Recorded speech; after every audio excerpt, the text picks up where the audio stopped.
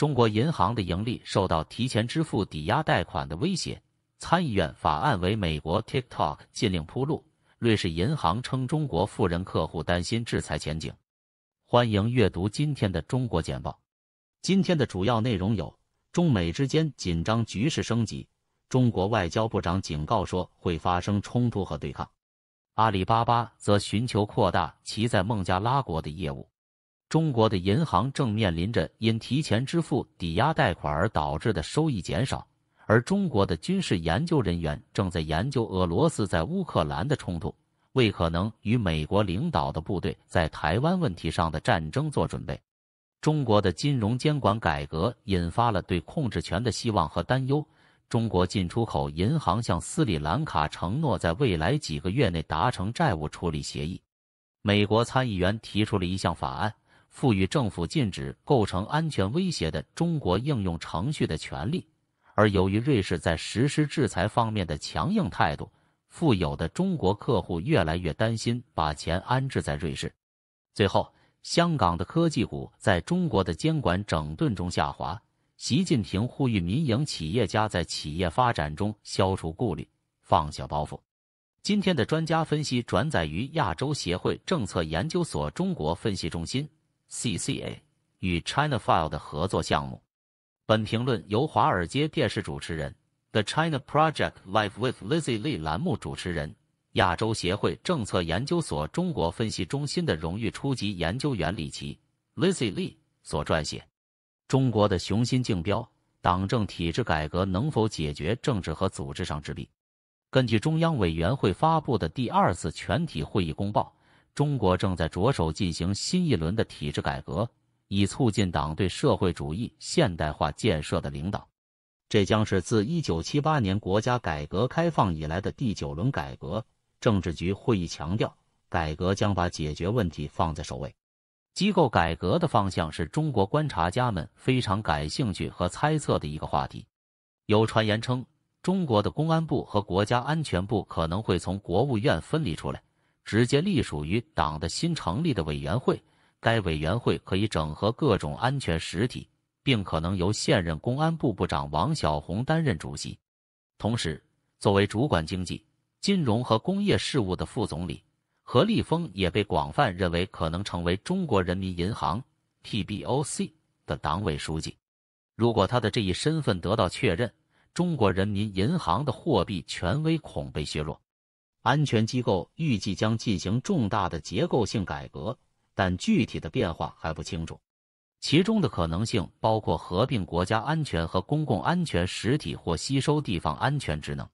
某些部门的职能可能会被积极重新评估，以配合不断发展的高质量发展政策，如乡村振兴和社会保障改革。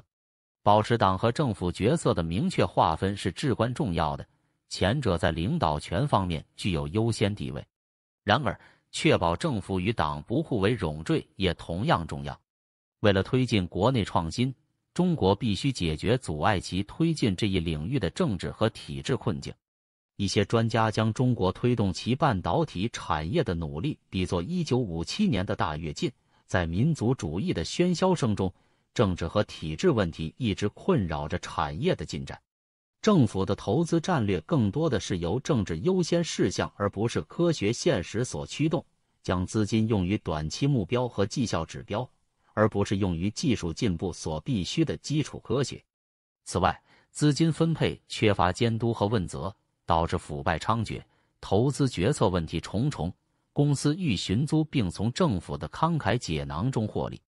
为了解决这些问题，中国的体制改革可能会试图精简机构，转变其职能，并提高其效率。一个可能的解决方案是建立一个独立的监督机制，确保资金用于基础科学和创新，同时促进资金分配的透明度和问责制。这一轮机构改革的最终目标是提升中国的治理体系和能力，使其符合习近平的中国式现代化愿景，而不管用什么具体机制来实现。华尔街日报，美中两国进一步陷入敌意的漩涡中。在习近平和他的外交部长指责华盛顿压制中国的发展，并将两国推向冲突之后，美国和中国之间的紧张关系加剧了。中国的外交部长秦刚警告说，除非美国改变路线，否则肯定会有冲突和对抗。拜登政府的政策是寻求与中国竞争，而不是冲突。然而，两国之间的关系变得越来越不稳定。一个疑似中国的监视气球被发现穿越北美，导致拜登总统的特使推迟了对北京的访问。美国继续征收特朗普时代的贸易关税，并加强了对先进半导体出口的控制，而中国则与莫斯科走得更近，并加强了对台湾的军事挑衅。外交上的挫折使美中交流更难改善，而组织两国希望在今年晚些时候举行的领导人峰会变得更加复杂。彭博社，习近平对拜登的不满加剧，并警告说会发生冲突。中国新任外交部长秦刚明确拒绝美国对其与中国关系的定性，称美国的竞争意味着在所有方面遏制和压制中国，而建立护栏意味着中国在受到诽谤和攻击时不应在语言和行动上做出回应。秦刚警告说，如果美国继续在错误的道路上加速前进，肯定会有冲突和对抗。这些评论表明，在一个所谓的间谍气球抹去了习近平和乔·拜登之间会面的任何善意之后，北京的挫折感越来越强烈。日经新闻，阿里巴巴以孟加拉国制造商为目标推动扩张。根据提交给孟加拉国商务部的一份提案，阿里巴巴正在寻求扩大通过其平台销售产品的孟加拉国公司的数量。该公司正在为孟加拉国的制造商提供机会，通过其平台向海外买家推广他们的商品，并收取年费。这家中国电子商务巨头特别关注中小型企业。该提议包括在阿里巴巴网站上创建一个孟加拉国制造页面，展示来自该国的产品。孟加拉国是世界第2大服装出口国，仅次于中国。日经新闻，中国银行的盈利受到提前支付抵押贷款的威胁。随着中国越来越多的购房者提前还清抵押贷款，中国的银行正面临着收益减少的挑战。提前还款的增加可能是由于借款人从令人失望的投资中套现，或者通过获得较低利率的商业贷款来筹集资金。银行家们正通过放慢还款进程和制定战略来应对这一趋势，以便将抵押贷款留在他们的账上。尽管提前还款通过消除信贷损失使银行受益，但它减少了贷款人更可靠的利息收入来源之一。路透社，中国对蔡英文的美国之行表示严重关切。中国对台湾总统蔡英文计划在前往其他国家途中在美国会见美国众议院议长凯文·麦卡锡的报道表示严重关切。台湾方面在回应媒体的询问时说，过境安排已经存在多年了。中国要求美国就此事作出澄清，表示中国坚决反对美国和台湾之间任何形式的官方交流。美国与台湾没有正式的外交关系，但根据法律规定，美国有义务向该岛提供自卫手段。路透社，研究乌克兰战争，中国的军事专家对美国的导弹、卫星网络感到忧虑。中国的军事研究人员正在研究俄罗斯在乌克兰的冲突，为可能与美国领导的部队在台湾的战争做准备。他们已经确定了俄罗斯军事能力的弱点，并正在关注美国武器和技术可能对中国军队的影响。研究人员特别关注由埃隆·马斯克的美国太空探索公司 SpaceX 开发的卫星网络 Starlink 的作用，以及对中国坦克和直升机使用标枪导弹的情况。这项研究还强化了无人机战争值得加大投资的观点。中国政府没有对这些研究结果发表评论。路透社，中国的金融监管改革带来了希望，也带来了对控制的担忧。中国将建立一个新的监管机构——国家金融监管局 （NFRA）， 它将监督中国5700万美元的金融部门的所有方面，但不包括证券市场。虽然该机构旨在帮助弥补监管漏洞，但一些投资者担心，它可能会引入进一步的国家和政党干预，导致对金融活动的更多干预或镇压，特别是在私营部门。同时，中国的中央银行将专注于执行货币政策和宏观审慎监管，而国家金融管理局将专注于微观层面的活动。路透社，中国承诺斯里兰卡在未来几个月内就债务处理达成协议。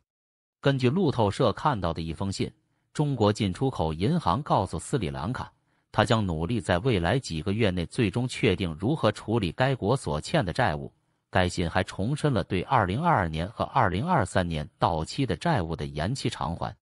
Exim 银行在3月6日给斯里兰卡政府的信中写道，中国已经通过债务处理向斯里兰卡提供了坚定的支持。斯里兰卡正面临着70多年来最严重的经济危机，美元的短缺使必需品的进口受到影响。FT 参议院法案为美国 TikTok 禁令铺路。美国参议员提出一项新法案，赋予美国政府禁止构成安全威胁的中国应用程序的权利，包括 TikTok。限制法要求商务部长建立一个程序来识别和处理与通信和信息技术有关的威胁。它将赋予商务部长禁止外国技术的权利，并涉及人工智能、金融技术和量子计算等领域。包括民主党和共和党在内的10几位参议员提出了该法案。FT 瑞士银行称中国富人客户担心制裁前景。自俄罗斯入侵乌克兰以来，由于瑞士在实施制裁方面的强硬态度，中国的富人客户越来越担心将钱停在瑞士。瑞士仍然是世界头号离岸财富中心，但瑞士10家最大银行中的6家的高级银行家表示，他们已经在打仗。如果与中国的国际关系严重恶化，如何处理后果？一些事件使制裁中国的可能性更加接近，包括间谍气球事件和北京可能向莫斯科提供武器。高盛，中国新的金融监管机构要防止中信、蚂蚁金服等巨头公司的监管套利。高盛称，中国拟议的国家金融监管委员会将提高监管要求，并整合对蚂蚁集团和中信集团等企业集团的监督，以防止监管套利。新的监管机构将结合中国银行和保险监督管理委员会的权力和中央银行的部分监督工作。这项改革是李克强总理向中国正在进行的立法会议提出的更广泛的政府部门改组的一部分，供其批准。南华早报，香港科技股下滑，也为中国的监管整顿诱发了谨慎，而交易员则押注于美联储更积极的紧缩政策。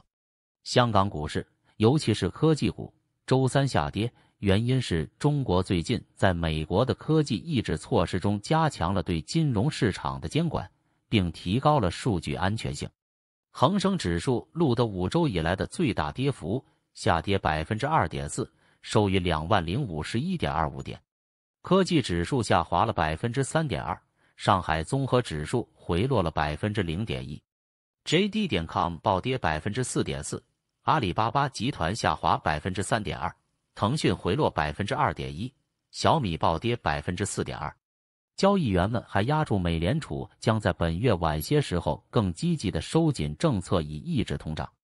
南华早报，习近平称赞私营企业的作用，但行动胜于雄辩。中国国家主席习近平在一次高规格的会议上呼吁民营企业家和企业代表在企业发展中消除顾虑和放下包袱，并承诺将民营企业和企业家作为我们中的一员对待。这标志着与以往政府遏制资本扩张的努力不同，可能预示着在整个习近平的第3个任期内将采取更加支持的立场。尤其是他亲商的助手李强本周晚些时候有望成为总理。尽管有这样的魅力攻势，分析人士称，中国政府需要在市场准入和平等待遇等领域采取实质性行动，以恢复市场信心。今天的中国简报到此为止。如果你觉得我们的内容有帮助，请订阅我们的新闻简报。谢谢大家收看，欢迎给我们节目点赞。